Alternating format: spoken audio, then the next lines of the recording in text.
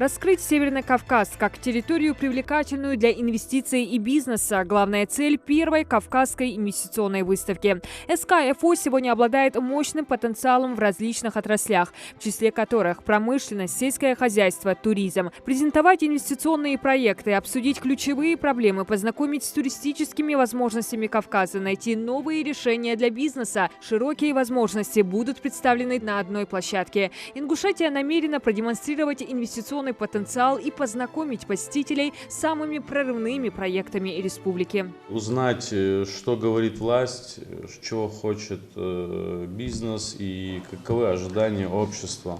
Основная цель – понять и удовлетворить потребности общества. То есть каждый житель нашей республики найдет там ответы на нужные вопросы, будь то туризм, будь то логистика, развитие малого и среднего предпринимательства, занятость, проблемы занятости, проблемы жилищно-коммунального хозяйства и многие-многие другие отрасли, которые будут интересны. Инвестиционный форум продлится 2 дня, 4 и 5 мая в выставочном центре Минводы-Экспо. Организатор выставки – фонд «Росконгресс». Ключевой повесткой деловой программы первой Кавказской инвестиционной выставки станет обсуждение инвестиционного и туристического потенциала Северного Кавказа. На площадке будут презентованы новые бизнес-идеи, а также актуальные направления и стратегии развития региона. Делегацию из Ингушетии в составе 30 человек возглавит лично глава Ингушетии Махмуд Али Калиматов. На форуме пройдут круглые столы, дискуссии, встречи, посвященные вопросам инфраструктуры, агропромышленного комплекса, туристической и логистической отраслей.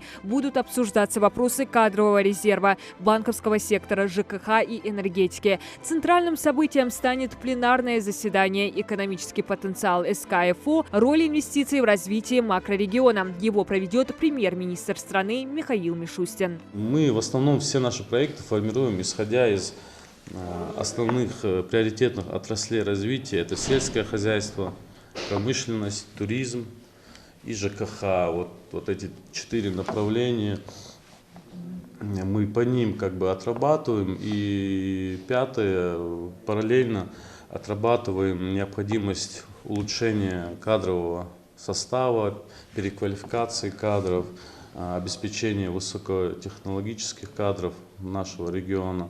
До проведения форума СМИ Ингушетии будут показывать серию программ с участием авторитетных лиц региона. Они будут освещать все подробности предстоящей инвестиционной выставки. Эту миссию на себя приняли глава региона Махмуд Али Калиматов, меценат Михаил Гуцериев, советник главы Исаак Астоев.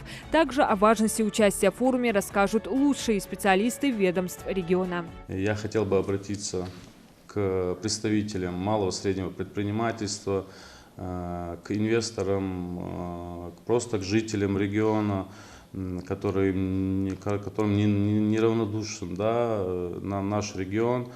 Проявляйте активность, приезжайте к нам, мы покажем, расскажем, проведем там нужную консультацию. Это может быть просто цех, это может быть большое предприятие. Министерство экономического развития уверено, что такой крупный форум откроет перед регионом дополнительные возможности для роста. По итогам выставки Ингушетия планирует подписание инвестиционных соглашений. Планируется подписать соглашение с Российским фондом инноваций, которые наблюдали активность айтишников нашего региона, рассматривали проекты и вышли сами с инициативой. Далее предполагается подписание большого пула соглашений с белорусской стороной. Вы знаете, у нас есть соглашение о взаимодействии, подписан протокол о работе совместной рабочей группы.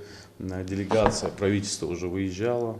Главная задача, которую правительство страны ставит перед Кавказским инвестиционным форумом – консолидация усилий органов власти и представителей бизнеса для успешного развития экономики и социальной сферы Северного Кавказа. СКФО, как и страна в целом, столкнулся с проблемами импортозамещения, оборудования и технологий, но при этом округ получил возможность стать не только крупнейшим туристическим центром, но и транспортным коридором, лидером в производстве и переработке продукции АПК, уверены в правительстве. Диана Дударова, Асхаб Белакеев. Новости 24.